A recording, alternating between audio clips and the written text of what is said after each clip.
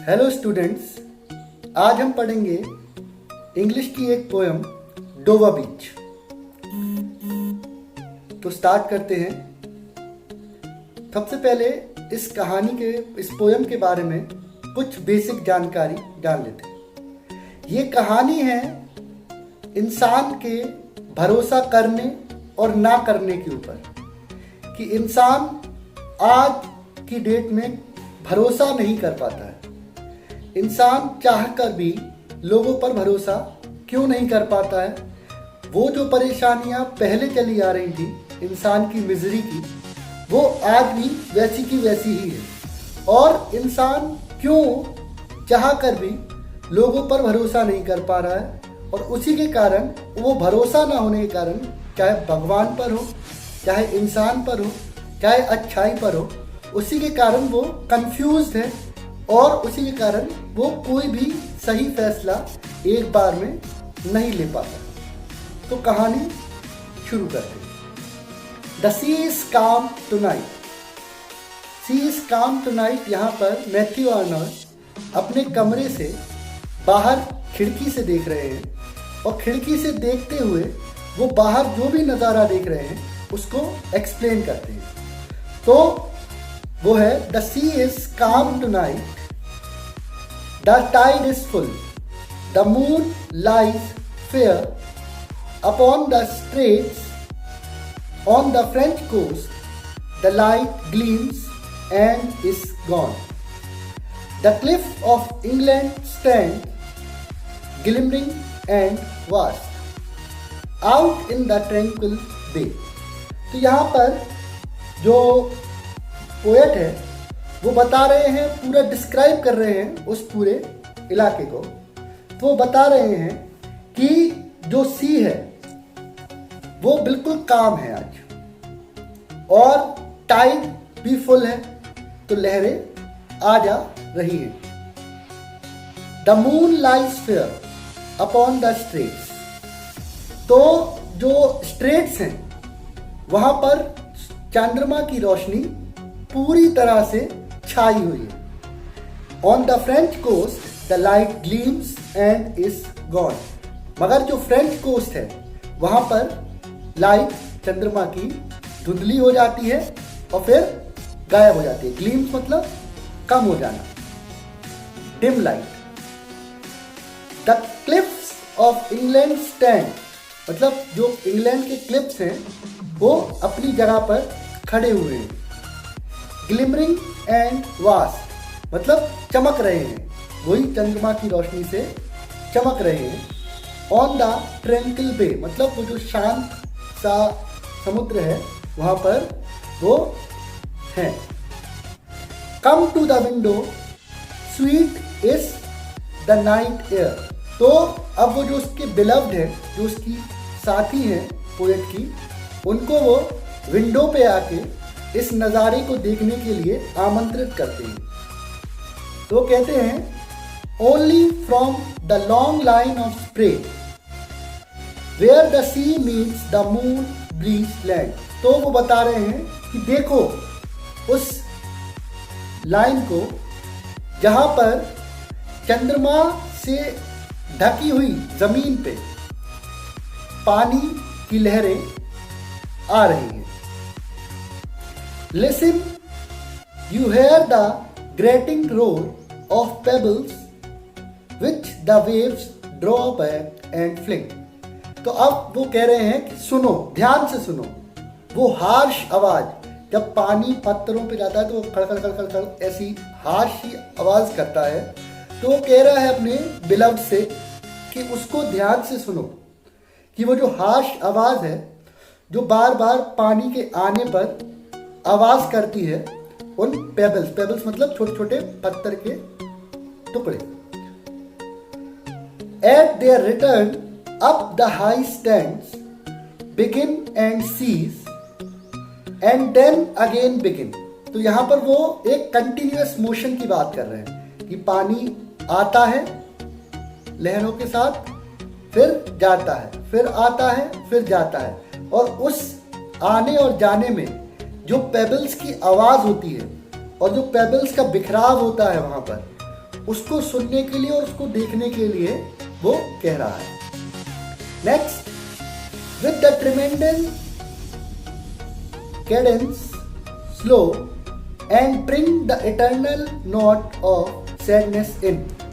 तो यहाँ पर वो फिर से बात करता है कि वो जो स्लो मोशन में एक यूनिफॉर्म मोशन में चल रहा है उसके कारण वो जो दुख, एक दुखी सा साउंड वहाँ पर कर रहा है, उस मेलैंकोलिक साउंड की बात कर रहा है।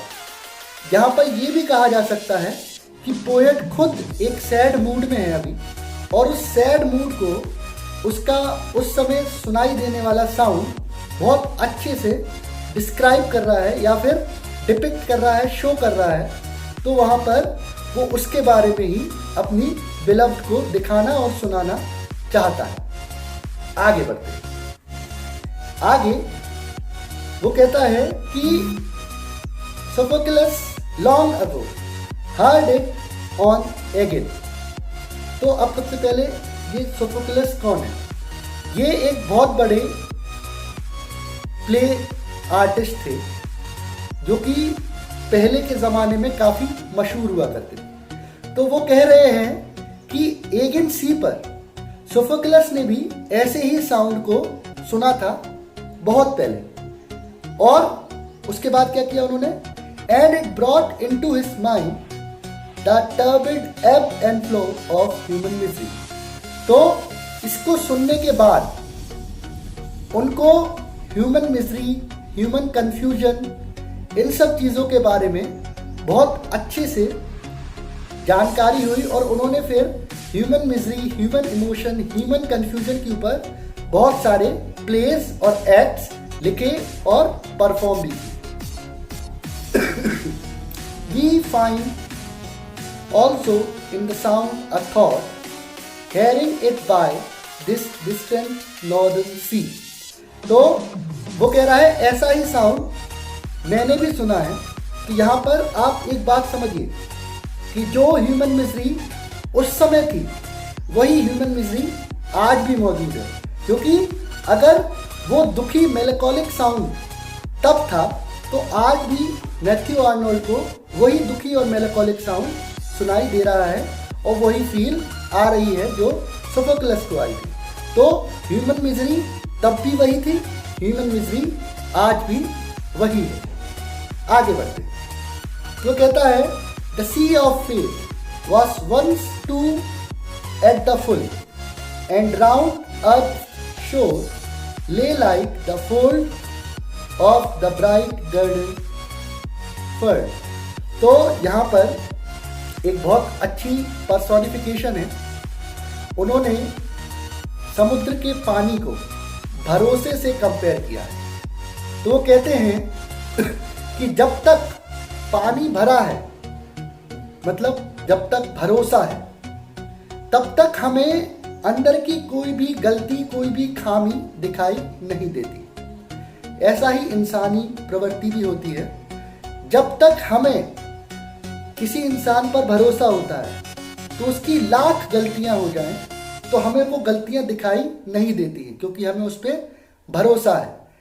और एक बार वो समुद्र का पानी कम हुआ या एक बार वो भरोसा कम हुआ तो फिर उसकी छोटी से छोटी गलती भी हमें बिल्कुल क्लियरली दिखाई देने लगती है। उसी तरह अगर समुद्र का पानी कम होता जाए तो उसके अंदर कंकड़, पत्थर, काई, हर छोटी से छोटी चीज हमें उसके बारे में गलत सोचने पे मजबूर कर देती है।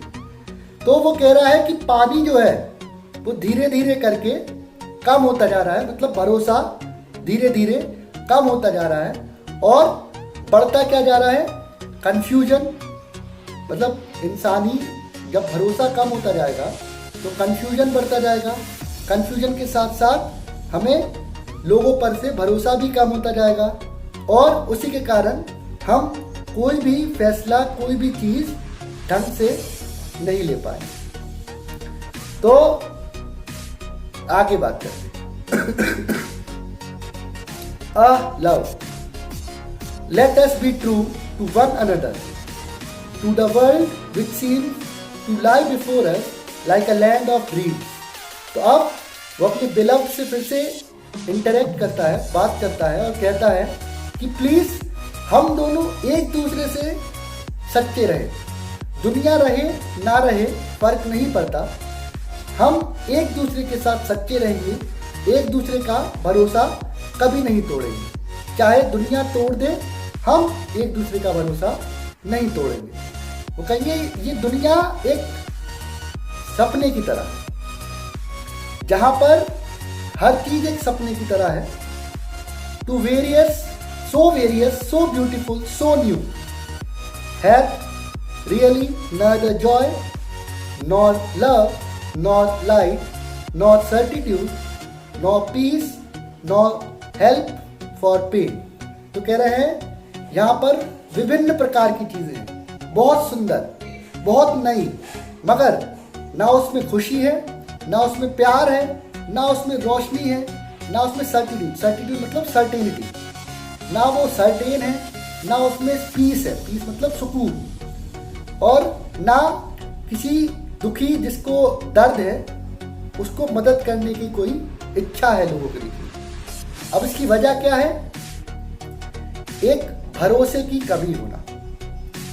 जब हम भगवान पर से भरोसा उठ जाता है हमारा, तो हम भगवान की पूजा करना बंद कर देते हैं, क्योंकि हमें ऐसा लगता है कि वो हमारे लिए कुछ नहीं कर रहा, मगर असलियत में वो कहीं ना कहीं हमारे लिए कुछ ना कुछ सोच के बैठा है, जो हमारे लिए आगे चल के, अभी नहीं तो आगे चल के अच्छा ज़रूर करेगा।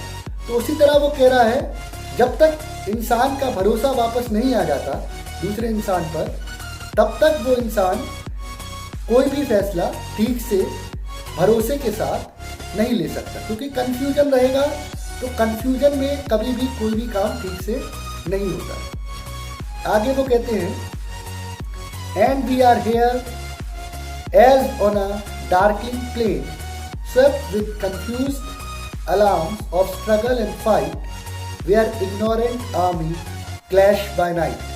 तो कह रहे हैं कि हम एक ऐसी जगह पर हैं जहाँ पे हम लोग एक ऐसी जंग लड़ रहे हैं, अंधेरे में जंग लड़ रहे हैं।